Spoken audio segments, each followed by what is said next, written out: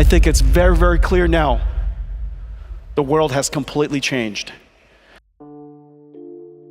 We have to now do something different, or depreciation will end.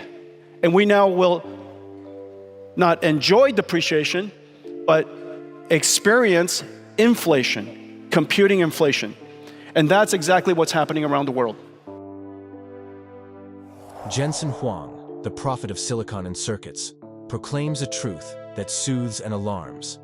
AI will not steal your job, but it will revolutionize it. This is probably the single most vital question for now, right? Which is, what are all the things that AI can do? What can it do? It turns out that as we speak, AI has no possibility of doing all of what we do. However, depending on the jobs that we do, sometimes it could do 20% of our jobs, 20% of our work, 1,000 times better. For those who tremble at its power, Huang offers a paradox. AI will master parts of your role with inhuman precision, yet it cannot replace your human essence. For some people, it might be able to do 50% of their job 1,000 times better. But in no job can they do all of it. And so this is the great observation. Because of that, every one of us should apply AI to automate, to become an assistant to help us with that either 20%, 40%, or 50%. People ask me, Jensen, is AI going to take your job? And I tell them, absolutely not. The person who uses AI to automate that 20% or 50% is going to take your job. The dawn of AI heralds a new industrial revolution, a golden era where intelligence itself becomes the industry's most precious product. At the limit, artificial intelligence is the single most important technology force of our time, and it's really about we're at the beginning of that. And in the future, every single data center will be driven by AI and the type of computing that we build today. And so if you look at the world today, we're about a year and a half into the remodeling, if you will, the modernization, the reinvention of computing. And so I think that over the next several years, you're going to see the transition from the old way of doing computing, general purpose computing. There's a new way of doing computing, artificial intelligence and accelerated computing. And so we have a lot of growth to go to. Huang unveils a world where software is no longer crafted by hand, but shaped by the mind of the machine. Learning, evolving, redefining creation. But we're talking about energy, about this new industry called AI factories and artificial intelligence. And obviously, we're at the beginning of a new industrial revolution. And this industry is going to be producing intelligence. And what it takes is energy and, of course, a lot of great computer science and large computing systems that Nvidia makes. And so we've got to make sure that everybody understands the needs coming, the opportunities of it, the challenges of it, and do it in the most efficient and scalable way we can. This administration is determined to do the most and do it the fastest, and that speaks volumes about the reason why we had this meeting today. And so it's really great. Is there enough money behind it at this point?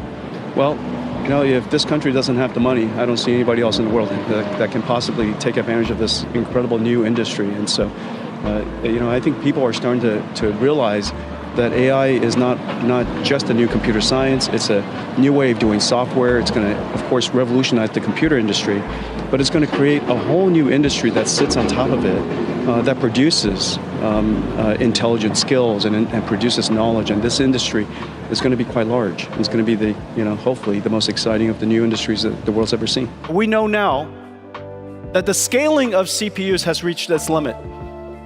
We can't continue to ride that curve, that free ride. The free ride of Moore's Law has ended. We have to now do something different, or depreciation will end. And we now will not enjoy depreciation, but experience inflation, computing inflation.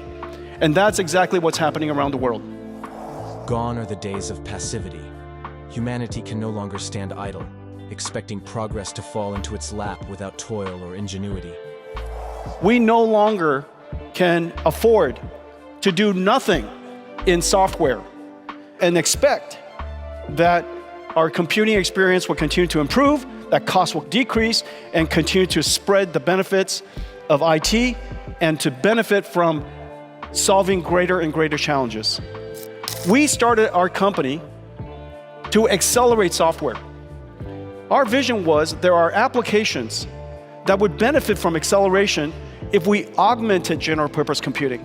We take the workload that is very compute intensive and we offload it and we accelerate it using a model we call CUDA, a programming model that we invented called CUDA that made it possible for us to accelerate applications tremendously. That acceleration benefit has the same qualities as Moore's Law. For applications that were impossible or impractical to perform using general purpose computing, we have the benefits of accelerated computing to realize that capability. For example, computer graphics.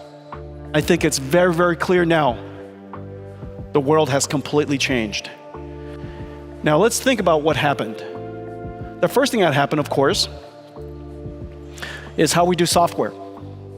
Our industry is underpinned by the method by which software is done. The way that software was done, call it software 1.0, programmers would code algorithms, we call functions, to run on a computer. And we would apply it to input information to predict an output. Somebody would write Python or C or Fortran or Pascal or C++, code algorithms that run on a computer. You apply input to it, and output is produced. Very classically, the computer model that we understood quite well. And it, of course, created one of the largest industries in the world, right here in India, the production of software. Coding, programming became a whole industry. This all happened within our generation. The disruption is profound. We no longer write code to command machines. We teach them, and they learn to command themselves. However, that approach of developing software has been disrupted. It is now not coding, but machine learning. Using a computer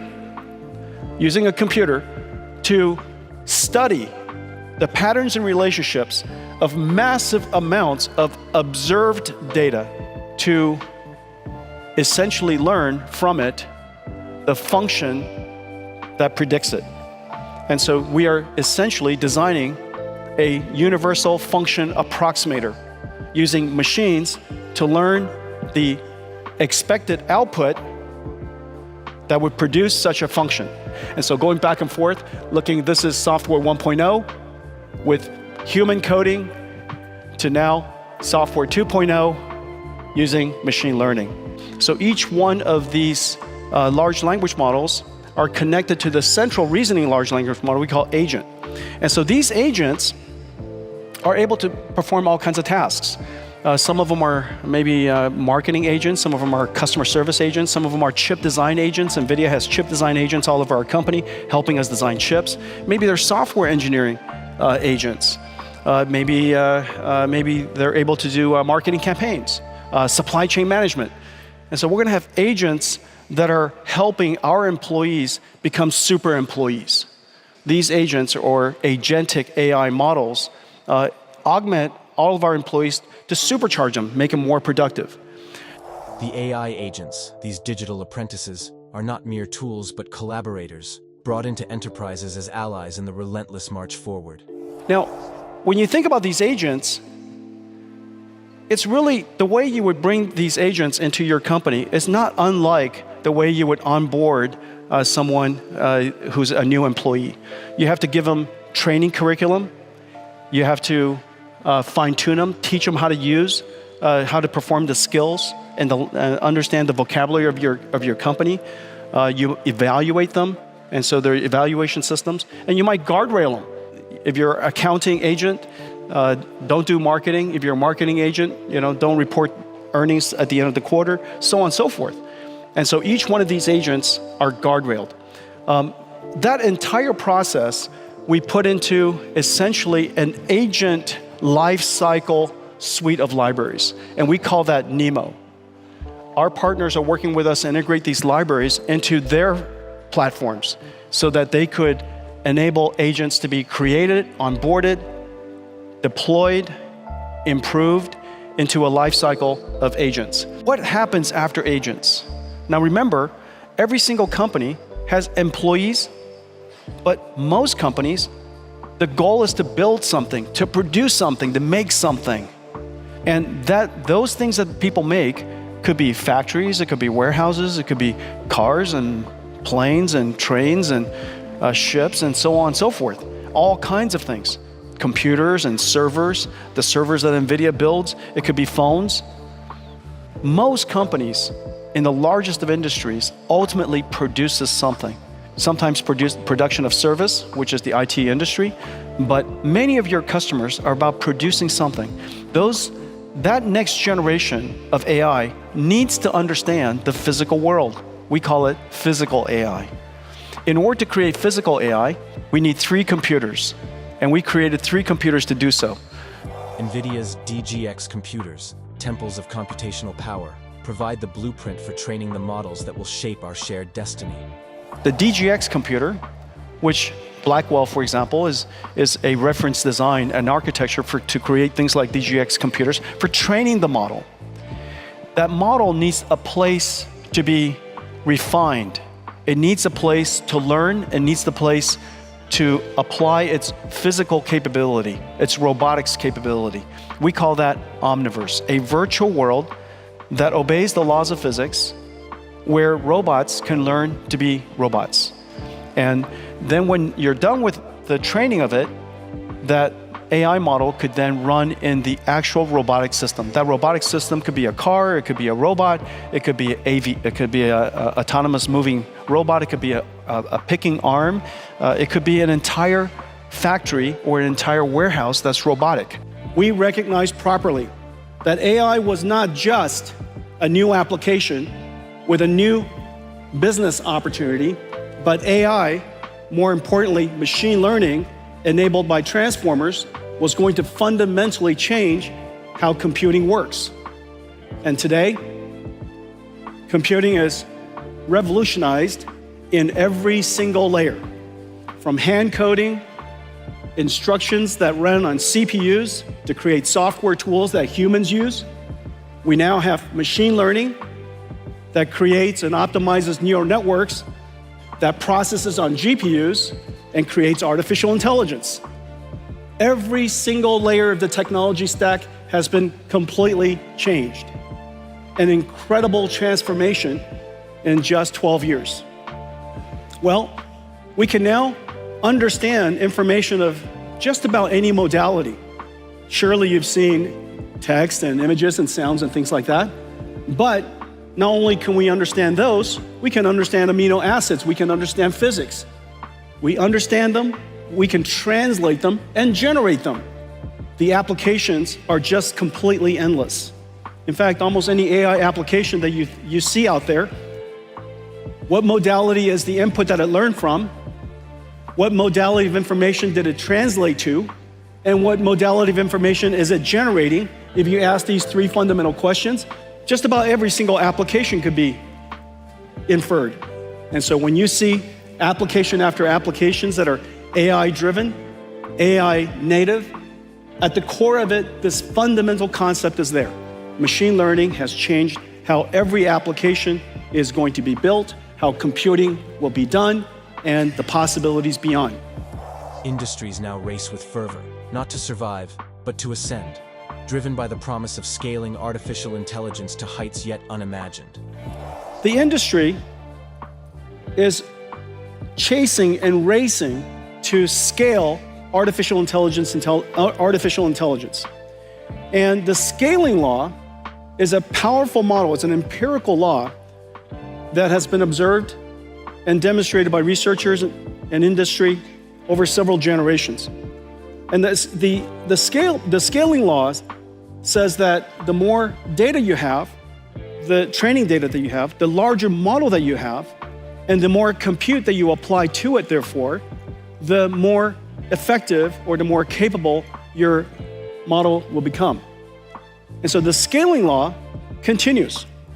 What's really amazing is that now we're moving towards Of course, and the internet is producing about twice the amount of data every single year as it did last year.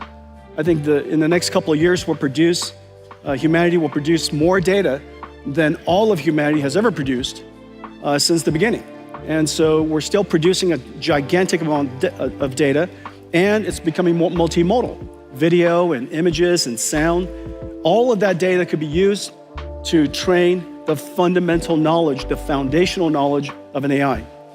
But there are, in fact, two other scaling laws that has now emerged. And it's somewhat intuitive. The second scaling law is post-training scaling law. Post-training scaling law uses techniques like reinforcement learning, human feedback. Basically, the AI produces and generates answers based on a human query. The human then, of course, gives a feedback. It's much more complicated than that, but that reinforcement learning system with a fair number of very high quality prompts causes the AI to refine its skills. Huang places his faith in governance, trusting that those in power will steer the future of AI with wisdom and vision. Well, export control and national security, industrial resilience, supply chain resilience, all of those matters are really complicated, and this administration understands the nuance of it. And so we would like to see, of course, the U.S. industries be as vibrant as possible, to export American standards all over the world, and to have the rest of the world be built on American standards. Of course, national security, incredibly important, and we have to safeguard all of that at the same time. And so this is why policymakers have such a difficult job. They have to balance all of these various requirements and make sure that we have a great policy that somehow balances and keeps all of this up in the air and thriving. And so I think and the most important thing for us is just make sure that we inform the administration on what we know about the technology and the industries that we're cultivating, and 100% make sure we comply with the policies. One of the things that's really important is, and this affects us in export control, is just to have a stable policy. Of course, policies has to adapt to the changing environment, and in our world, the changing environment is literally real time, and so I appreciate the challenges it has on the administration, and meanwhile we have to simultaneously seek and strive for American technologies to be the safest choice, to be the best choice, and we want the rest of the world's industries to be built on top of our industry. And so stability matters, and of course we have to continue to be the best, which American companies know how to do. To the extent that we have stability, I think it's going to be great. Deep learning, the keystone of modern AI, stands as the greatest breakthrough of our age, unlocking doors to possibilities once thought unattainable. The greatest breakthrough in modern AI, of course, deep learning, and it enabled great progress. But another incredible breakthrough is something that humans know, and we practice all the time, and we just invented it for language models, called grounding, reinforcement learning, human feedback. I provide reinforcement learning, human feedback every day. That's my job. And for their parents in the room, you're providing reinforcement learning, human feedback all the time. Okay. Now we just figured out how to do that at a systematic level for artificial intelligence. There are a whole bunch of other technologies necessary to guardrail, fine-tune, ground. For example, how do I generate tokens that obey the laws of physics? Right now things are floating in space and doing things, and they don't obey the laws of physics. That requires technology. Guardrailing requires technology. Fine-tuning requires technology. Alignment requires technology. Safety requires technology.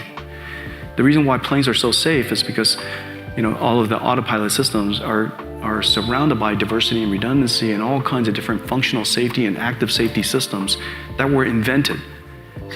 I need all of that to be invented much, much faster. You also know that the border between security and artificial intelligence, cybersecurity and artificial intelligence is going to become blurrier and blurrier. And we need technology to advance very, very quickly in the area of cybersecurity in order to protect us from artificial intelligence. And so in a lot of ways, we need technology to go faster, a lot faster.